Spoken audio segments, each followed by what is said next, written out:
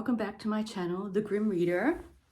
I am Kathy Grimm, and welcome to a chatty reading update. I have to get back into the swing of things, and quite a bit has piled up, even though I don't read as much as other people. So I need to tell you about what I've been reading. I'm still on my break, but it's only this week and then next week, and then I go back to teaching my classes on the 23rd of January.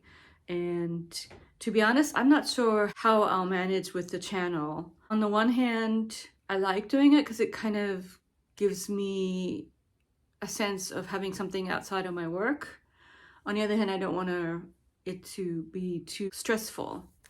So we'll see. First off, let me tell you about what I finished. The first thing I finished that I want to talk about is The Priory by Dorothy Whipple and this beautiful Persephone editions. They're very nice to read, even though this was a thicker one. And they always have the beautiful flypaper inserts and almost like a double cover, which is interesting. Sorry, I'm not showing it well. And this is the beautiful pattern inside of this one. Now, I like Whipple. I do like her. I said that I liked it. I do think this one ended up being a 4-star read for me, so not 5 stars. I think I gave the other one that I read of hers, which is Someone at a Distance, 5 stars. This one, I think it went on for a little bit too long, and you are dealing with a bunch of characters who are inherently unlikable, and so you have to be okay with reading about unlikable characters. And so for me, it was a little bit the case that I thought that one character would become more likable. I was kind of on her side, and she didn't. She was foregrounded more, and then she sort of receded into the background, and someone else came into the foreground and she actually kind of did become more likable to a certain extent. So she was sort of playing around with her characters in kind of interesting ways, and it's a well-told story, focusing in on this priory, this building that this family lives in. And so there are quite nice descriptions of landscape and nature, and it's sort of harkening back to older times a little bit. And so there's this sort of nostalgia for times past in a certain sense. But it is a funny book in that it really is about a bunch of people who are really not that likable. Some of them are very unlikable. And they all of them have major weaknesses. But then at the end, and it was almost a little bit too, everyone suddenly became much nicer than they had been for the rest of the book. I would still recommend it for a good, reading, and so it's from the 30s, published in 1939, and very British, but sort of an interesting discourse on class too. The characters kind of fall down and come back up in society, so there is that going on too. And so a good read and a fairly swift read. So that was The Priory. Her style, I would describe it here as matter-of-fact yet also poetic. Matter-of-fact yet also poetic. Moving on to a short story that I'll put a picture of in here that I basically read because Sarah at Hardcover Hearts said she liked it. And I'd already been interested in the author Helen DeWitt, just kind of reading a newer author who's just come on the scene not that long ago. And she's that book called The Last Samurai. To be honest, I did not care for the story one tiny bit. It just irked me. The short story I read was called The English Understand Wall. And I'm not even going to tell you much about the plot, just to say that I didn't like it. I did not like it. I didn't like the style that much. I felt it contrived. I didn't like the characters. One funny thing or interesting thing is that, and it actually, when I found this out, it did remind me of, so someone on Goodreads said that they liked it a lot, and it reminded them of another book or writer. And that writer is someone whose book I hated. And so maybe it's just the style and this a style thing, and also just the way their characters seem sort of annoying to me. And the book, this is a French writer, Marielle Burberry. She wrote the bestseller Elegance of the Hedgehog, which is a book I absolutely hated, and I felt completely cheated at the end of that one too. I didn't like it anyway.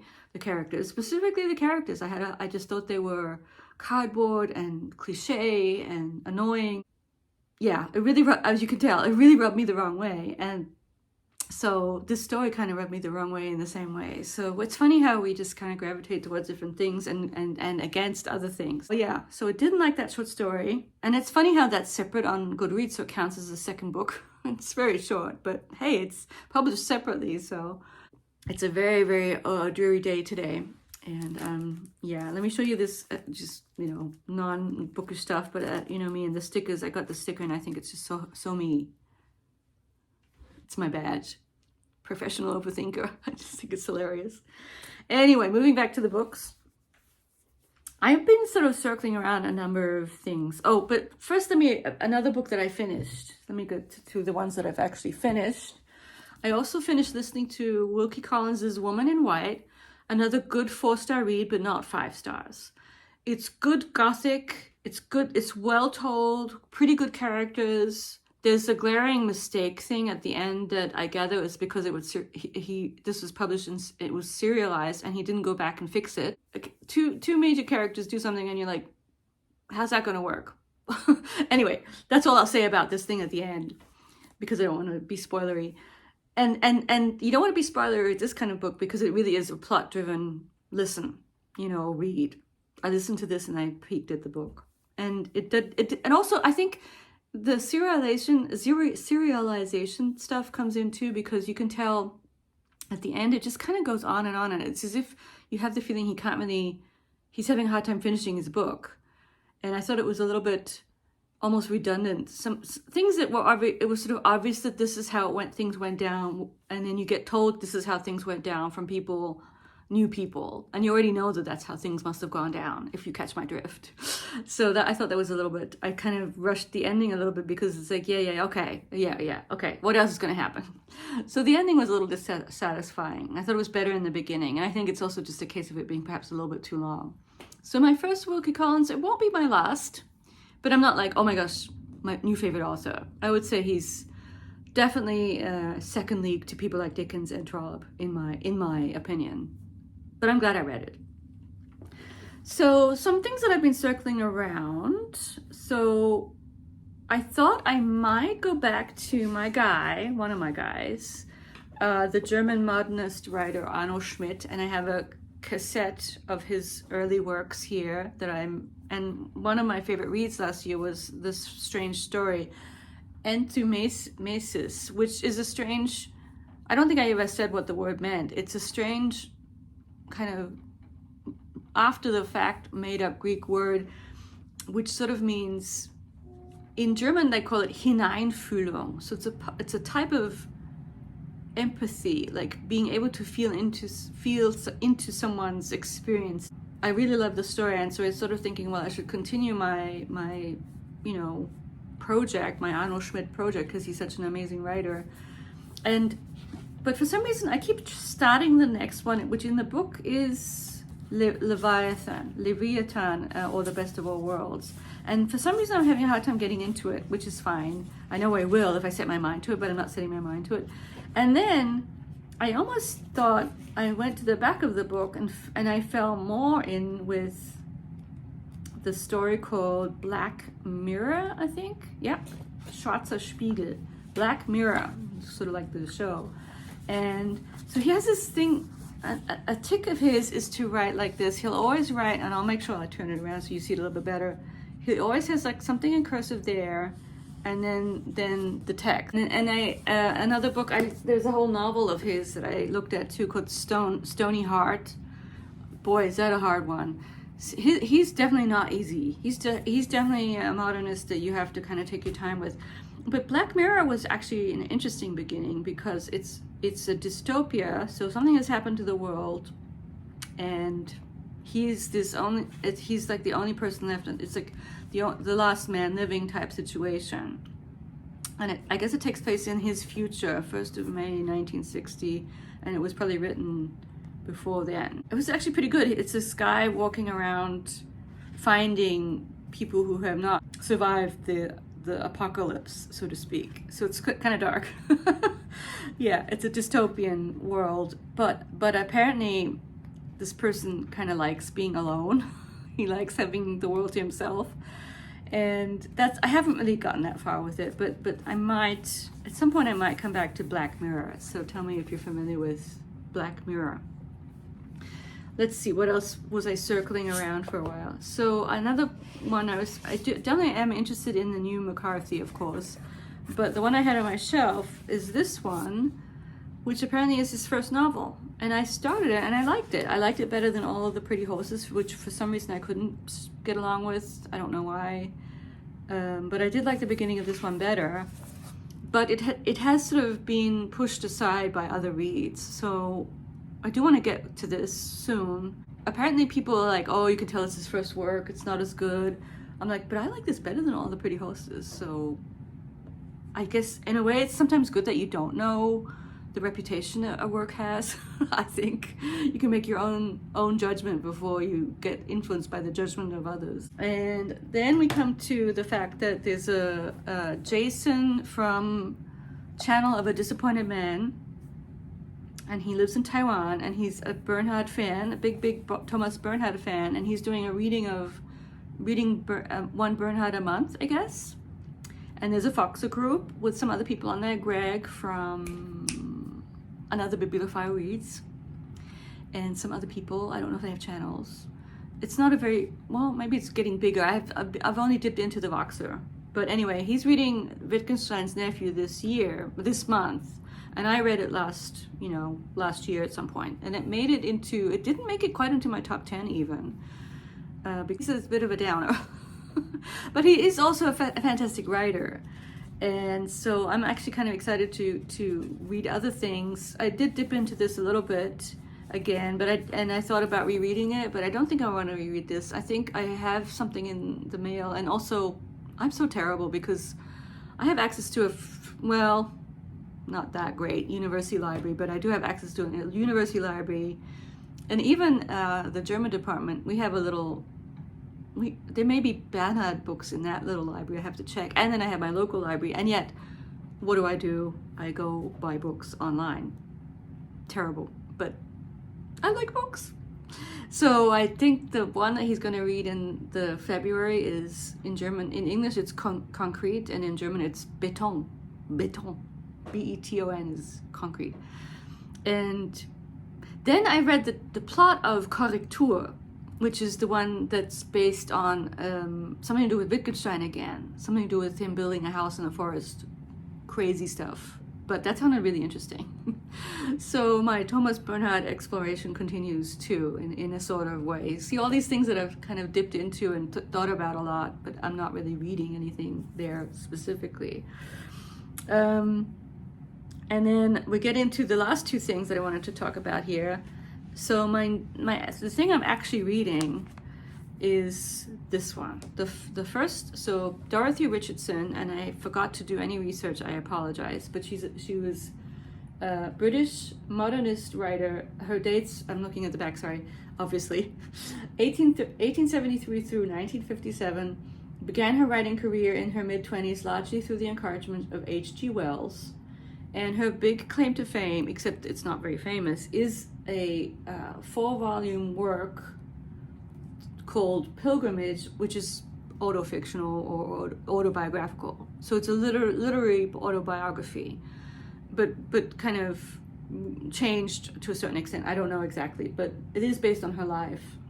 And so it's 4 volumes, but each volume is sort of divided into 3 short novels.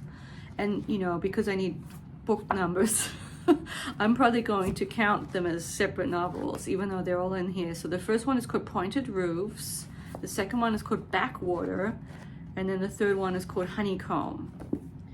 And they get published as volume 1 of Pilgrimage.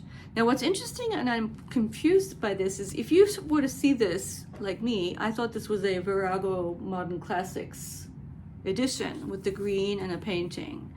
And that's one of the series that I kind of almost want to collect, just because I love I don't know, I used to think I didn't like the green and the paintings, but now I really want the green and the paintings. And I've already been kind of eyeing copies of other works. Actually, I did get another one, but I won't show you now because I'm blabbing too much anyway. But it says it's published by the University of Illinois Press, and no way does it say Virago Modern Classics, except that it does say Virago in the UK. It was Virago, and then here is University of Illinois Press, but then they make it look like Virago Modern Classics, so I'm a bit confused about that. Anyway, it doesn't matter, but it's fantastic. I am loving this so much. This is perfect for me. It's very much the perspective of one person's view of the world, and that one person is a dreamy teenager who is from a sort of impoverished, well-to-do British family with a number of kids, and she's kind of found herself a position where she is in Germany, in a German school for girls, kind of a boarding house situation, and she's a pupil who earns her keep by teaching them English, sort of almost like a teaching assistant, where she does the English conversation, but she's not really a teacher.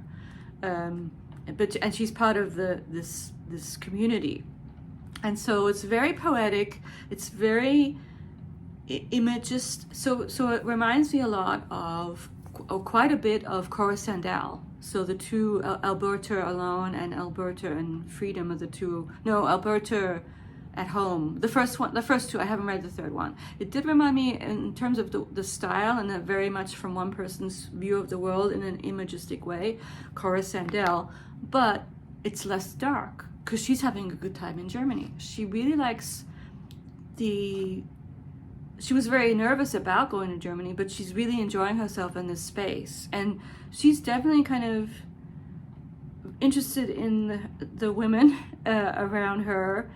And she's also what I just love everything. I love the writing. It's very poetic.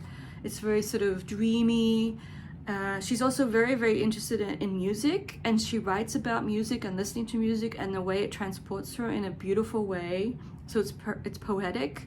And for example, this is much more accessible, I think, than Margaret Young. I mean, Miss McIntosh, My Darling is a very strange work, and it's the one that is taking me forever, and I love that too. But this is much more readable for people who don't mind a little bit of introspection, and it's very foregrounding of a woman's experience, which I love too. So I'm so happy I found this, and I found this because I was sort of doing research, looking around, and her name popped up as someone who's written a very long work of fiction, because it's sort of this thing is seen as one thing. Her Pilgrimage volumes is seen as one work, and it says here, Dorothy Richardson became the first exponent of stream of consciousness technique in English, predating both James Joyce and Virginia Woolf. She stands alongside Marcel Proust as one of modern literature's great innovative figures. And it is somewhat Proustian, but I think it's her own in a way. She's maybe it's, I'd have to go back and read some Woolf again. I haven't read Woolf in a while, but she's definitely of that vein, that kind of modernist, but still sort of old-fashioned, because she's harkening back to her days in this school. Virginia Woolf has a quote here too. There is no one word such as romance or realism to cover even roughly the works of Miss Dorothy Richardson. Their chief characteristic is one for which we still seek a name. She has invented a sentence we might call the psychological sentence of the feminine gender, proving that the novel is not hung up upon a nail and festooned with glory, but on the contrary, walks the high road, alive and alert, and brushes shoulders with real men and women. This is going to be close to my heart, and I'm hunting down the other volumes for sure. And I wouldn't mind getting separate volumes of all the different ones. So this is 3 in 1, 3 short novels in one longer novel. Absolutely fantastic. Please, if you're interested, I would recommend this to. If you like Cora Sandel, Woolf, Proust, but perhaps a bit more accessible and definitely more female-centric, go for this. And then last but not least, I was scrounging around for my new audio book, which is always, I can really tell when I don't have good books in my life, I suffer. Like I need, and it's sometimes a little tricky when you're a little bit picky like I am. For example, just here in this chatty video, I started this very popular book called The Maid because actually the audio sample wasn't terrible, But then I started listening to it, and it was absolutely atrocious. It was just so bad. I'm sorry. I apologize if there are people out there who liked it. The writing was, I could not stand it at all. It made me very, very upset. And so we quickly returned that one. And I was scrounging around, longer things like The Count of Monte Cristo, or should I give Don Quixote another try, which I kind of want to, maybe one day. But I'm so glad, and I think I found a good one. I'm going to listen and read Dr. Zhivago. I think I'm going to like this. I've already started, and I love the Russians, and it's it takes place during the revolution, or the revolution's going to happen, but it's all about these people, and I like the writing so far, and I'm so excited because it's fine, and I have a nice copy of it that I can read along with, and I think it's going to be a good one. So I'm so happy now that I found good books, and I'm sorry I've blabbed for too long, and I will edit it all down.